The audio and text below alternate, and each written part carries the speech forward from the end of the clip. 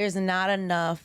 For example, I feel like men are not held accountable for a lot of things. I feel like men don't have enough people like in their community, in their circles, like, because again, like, you have broken men creating broken women, and then now they're with other, they're starting new relationships, and broken that's families. an issue. And it's like, yeah, creating broken families. I think that there needs to be a reset within men. Honestly, I will agree with you, but that's on both sides of the fence. I agree, but I'm just saying, why as a woman do I have these trust issues? Because it came from maybe my father. It probably came from my past. And your father was raised by a mother. Right. He wasn't raised by his father? And why was his father not there? Let's talk about that, though, because maybe the mother alienated him out of her life. Really, and you're talking to a man. Oh, man, I knew you were going to say that. No, and because, I don't never get to finish my point. Let me just say my point. Because you hear these other statistics like, all of these men, 80% of men that are incarcerated were raised in single mother homes. Well, where were the fathers? And why were these men creating these crimes? And even if you weren't with the mother, why weren't you present in your child's life? Why couldn't you be the person that could talk sense into your son? So while we're always trying to say, the single mother this, the single mother that, what is it? Is it that our men are the weakest? Because no, let me go a step further for you, right? I'll be vulnerable and reveal a little bit about my past. So my father lived on the first floor of my building, and I lived on the second floor. Never knew that was my dad. Found out when I was 14 that was my father. So whose fault is that? Right? I want to know that. Let me finish. No, first I want to know that. Wait, let me finish. Need all the facts of the story. Let me finish, right? Probably about a week later, he saw me in the lobby. He said, "So you know?" I said, "Yeah." And he said, "Okay." And it was, right back to business, right? Never really said anything to me after that. Now, as I grew and I became a man and I matured and I had children, you know what it taught me? I didn't have resentment towards my dad. What it made me realize is, damn, I wonder what my dad went through in his life. Let me finish. That didn't allow him to be the type of man that could show me love and raise me, right? This is what y'all forget about. Men are human. Y'all have this thing. No, because when y'all have the, and I see it all the time. When a woman kills a man, oh my God, what he put her through, right? Like, y'all have so much sensitivity and empathy for the fact that women are human and they go through things and they have traumas, but that's totally absent when it comes to men. I'm sorry, yes, there are fathers that left home because they're deadbeats. There are fathers who had trauma, who it didn't begin with them. And there are fathers who were alienated. But I hate this narrative that every time it's a negative thing about a man, we think to the worst. Men are human. No, I said we need community for men, because this is an issue that doesn't stop, and the numbers are high. Yes. So that's what I'm saying. The numbers are high. That's why But guess what? But just as much as men are the reason, women are too, because a lot of fathers are alienated out of the home. You are looking at a man who was alienated from his child's life for God knows how long. And I fought for it. You understand what I mean? So what I'm telling you is we are both at fault. And as long as we keep pointing fingers, I don't think anything's going to be solved. I think what we need to do. Not what she's saying, though. I didn't say that at all. Wait, just hear what I'm saying. I think what we need to do is men need to focus on improving themselves. Yes. Women need to focus on improving them. The community of men needs to focus on making their brother better, and the community of women needs to focus on making their sister better, right? Because that's not what occurs, right? When the conversation occurs, it's the girl, yes, you chose yourself, right? No, but it's, but girl, how could you have been a better woman? How could you have handled this better? Conversations as well, and we do. We literally just said that. And we literally are raising these men on a lot of times. I literally just said fathers. Yeah, do you know what strength that takes? No, and it takes community. And I did say I commend you. I commend you because, and let me tell you the sad thing. When I heard you say that, you know what? I thought that you are the exception, because that is not the majority. That's the reality, and you know that. That's why I high five. And you know that. But I mean, I still feel as though with everything that I've gone through and everything that the choices that I've made, I feel as though there still is a lack of men being held accountable for certain things. And I wish that men were working together more to hold their brothers accountable. All men are held accountable. I don't think so. All men are held accountable. Again, the clip said the women came over as a community. They helped their pack. Right. But in the very, very beginning, the man said, hey, I spoke to him. And I said, you are just experiencing cold feet. You made a choice to be with this woman. That was him holding him accountable. And you saw that. That was his. Oh, I don't know which one you're talking about. I'm sorry. The man. The guy that was in the corner of the video. Oh, that guy. Okay. Yeah. I was rolling my eyes. I was probably like, There was something in your eye at the yeah, I time. was just like, what? I didn't want to hear it. So maybe that's my fault. I'm saying that was him holding it was in the accountable right in front of you, like right in front of you. But the thing is that, I think you and I, we had like a conversation about this. The point that Jada is trying to make is that as a general matter, men do not have commune with each other, right? Yes, we do. Okay. Then we wouldn't have the numbers and the issues that we have in our community, which goes back to now us women being the issue because we're so annoyed and aggravated. We're bringing our trauma to the next man every time. You may mean the right commune, Yes. but we do have That I can agree. Maybe not the right kind. So the thing is that we're talking this both sexes shit.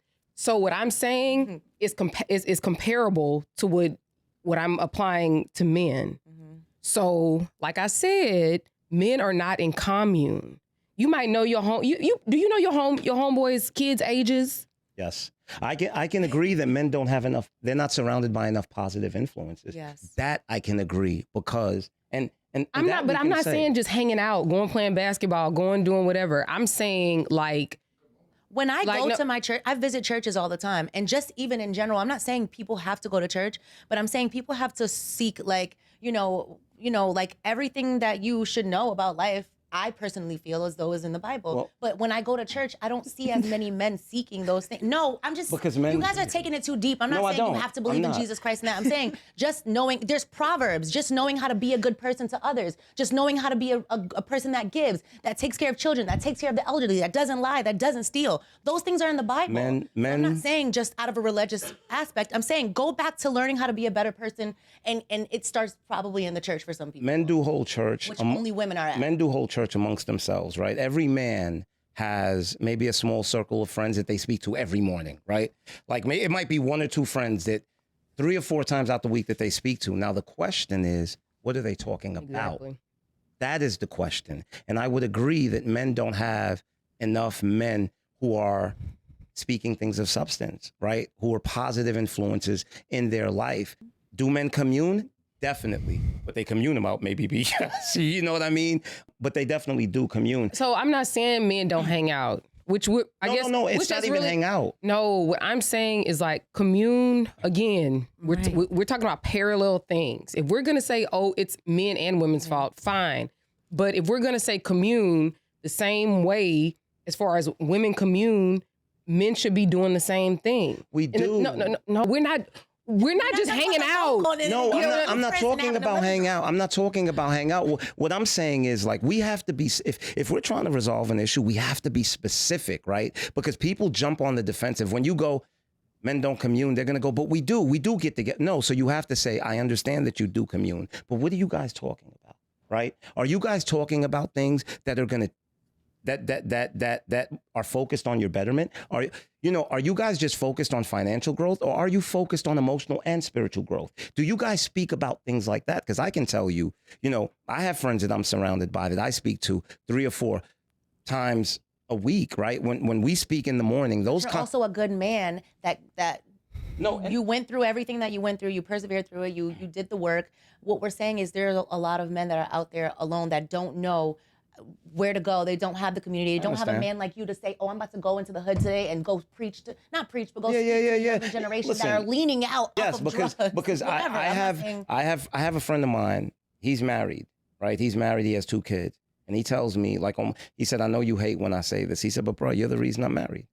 He said, the man that I was before, I would have never entertained this. He said, but you're the one that made me understand that infidelity made me weak. It didn't make me strong. I was surrounded by people who made me feel that the more women I slept with defined me as more of a man, right? But I used to tell him, but bruh, if you have a woman, then you're good. It doesn't make sense. You understand? You made a commitment. If that's the case, then be brave enough to be transparent and tell her that this is what you want to do. And he's like, yeah, but I don't want to lose her. I'm like, okay, then if you don't want to lose her, protect what you value. And once again, men commune, but what are they talking about when they commune? That's the thing, right? And when are they talking about it? Are we talking about it at the very end, like once we've already committed the sin? Or are we talking about it in the beginning to prevent the sin? Right. Yeah. So there's a story on that too, guys. You're right. Samson. End of the day, Fidelity. Men don't commune. Thank you. I don't agree, but I get where you're coming from. Yes, do you hang out? Yeah, but I'm talking about I'm talking about actually, I mean, and I can't speak for anybody else except for the people who I commune with. Yeah. But I have friends, when I want the honest truth, I go to them. I have friends when I need the reaction that I was gonna perform. Validation. No. I call this, am I tripping? Yeah. Or like, am I doing too much? Yeah. Right? If I don't, if I already know it's cool, I don't need validation. Checking the temperature, right? Right. Mm-hmm. Like, even when I'll give you a perfect example. Like, something happened with my brother and my sister-in-law. I mean, them. And I literally called my line sister to ask her, like, I love both of them. I want to be involved, but I don't. And I also don't want to mess up relationships. You know what I'm saying? And I was like, what do I do in this situation? And I went to her because I've known her forever. You know, she knows my brother. She knows like a lot of things that have gone on in our lives. She also knows, she has a lot of the background, right? And so I wanted to, before I just acted and did what makes sense to me, I was like, you know what, let me see what she say. Like, somebody is gonna, you always have a friend that's gonna tell you like, back, you know, or you gonna have a friend that's gonna, and you know, they'll, even though they're looking at the situation and they know you, they're gonna give you that honest truth about whether what you're decide or what you think you want to do, whether it's decent or not, you know? So it's just hard for me to like say that. Long story short, I think that's what men need and don't necessarily always have, because there's also a level of like comfort. This might be your best friend for the last 20 years, but there are some things that they still don't know about you. You know what I mean? And there's some, and whether it's embarrassment, whether it's for whatever reason, they don't know that about you. So I think with women, because that's how we generally, you know, be in situations with each other, I think that women are vomit at the mouth. You know what I'm saying? The friends know everything, you know? So I think that does help you, help us hold each other accountable. But I also don't think that men share a lot of that, deep whatever. You know what I pulled from what you just said? And it kind of shed a light for me, something that I never really thought about. I think that men are not surrounded by enough men that they respect. I think a lot of times the man's community are guys that he parties with, guys he makes money with, but it's not necessarily people that he respects. And like men, we're designed differently once again, and we operate differently. And I think it goes back to the shame factor, right? If we're around guys that we can't respect, we will do the most lowly of things and not really care what they think. I was just gonna say that, you know, and I think that may be the issue. I think, especially in this day and time, a lot of the circles and communities that people build around them aren't genuine, aren't sincere. People are hanging out with people that they know, I can't even count on this person. You understand? So even when that person gives you advice, you don't even know if it's coming from a genuine place. I'm be honest. I say anybody that's like my real, like, down for my niggas, you know, like them type friends, that's somebody I can call right now and ask for $10,000. Yeah. And you know, and bro, even if they broke. And for me, and I was just about to say, and for me, it's not even just about the 10,000. It's about the person that you can call and say, I'm in a jam, and they can go, and they're going to go, I ain't got 10,000, but I got 200. You can take. You know what I mean? That's literally the exact point that I'm making. Right. Like, I borrowed some money, matter of fact, from my line sister, because I know she got some separate money too. You know, and I was like, hey, I'm waiting on some like X amount. I was waiting on one of my deals to close. And I was like, but I don't know what I needed to hold me over. She's like, well, I ain't got 10, but I can float you 5. Yeah. I just feel like anybody, because she didn't give me the whole 10 now. Yeah. So same thing. She gave you what she could. No, and that's what I'm saying. They got your like, money. There's real friends. That's who Does anybody that didn't want to give it to you? Depending on even if they had 5 of them, like, I ain't got 10. Yeah. I don't got it. Exactly. And so that's what I'm saying. I think that, and I don't know if it's a fair barometer or not, but anybody that I can call and ask for money, like a large sum of money, I think those are the people who are really down for me because like you said, baby, I ain't got 10, but I got a couple hundred for you. You know what I mean? Again, I don't know how y'all, whatever y'all's barometer is for friends, but that is mine. But I think it's a big deal what you said too about respect, because I think a lot of times people don't respect with men. You don't respect a man's opinion. So if you guys are doing something together, you're not gonna say, well, for example, let's just say if you know your friend has a good woman at home, and you know he's about to go out and make a bad decision and sleep with someone that he probably shouldn't be sleeping with. It's kind of like, are they speaking up or are they just like, oh, whatever, like, you know. What would y'all say most men do? Most men are just gonna let it rock. Or if you're around someone, what would y'all say most men do? If you're around someone and they know that you don't cheat on your wife, or they know that you are a person that has stand-up character, they ain't gonna do it around you. They're around you. They're gonna be on their best behavior, and so that's what's not happening in our. You know why that's not necessarily the case? Because unfortunately, society is preaching something different, and the man who is faithful, the man is looked at as a weirdo. No, listen, and I'm being totally honest with you. I'm being totally honest with you, and at the end of the day, he's fighting the current. He's fighting the current, and he's still out there like, yo, bro, like, what are you guys doing? But he's drowned out by a sea of, yo, look at this dude. No. He out here. But doesn't that go back to respect, though? So it does go back to respect. But what I'm also telling you is the problem is society as a whole, right? We've created this narrative, right? Oh, whore shaming. Everybody has the right to do as they please, right? So at the end of the day, it's like, bro, why you minding my business? Do you give into that? And this is what we've created. We've created a society where every and anything is okay. This is what we've created. It's true. It is true. This is what we've created. And we have to take accountability and be responsible for the fact that we've created a very self-centered society. Just like she said, I did what was best for me. And guess what that man's going to tell you? Bro, I'm doing what's best for me. And there's no rebuttal to that, because this is what society has taught us is what it's supposed to be. So the truth is, the same people you want to go into the fight is the same people you've disarmed.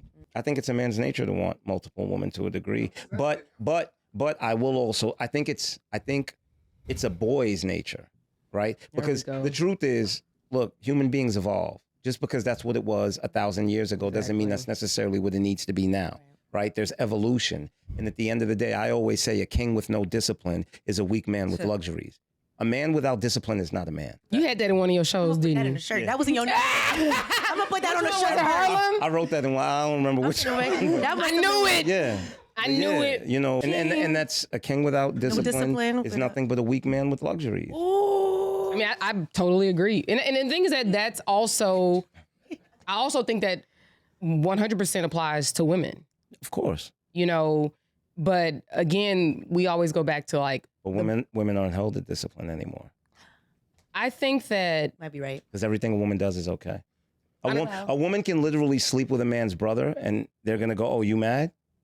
But I also think that I think it's the same case for both sexes personally. No, it's not. Because they're going to say that man is a piece of shit. Right, and they're going to say she got her lick back. That's what they're going to say. I'm saying, what I'm saying is that I think your issue with it, I think it applies to both sexes. No, I think it definitely applies. But what I'm saying is I don't think society holds both sexes accountable anymore. I think men are held accountable. And men are looked at as trash.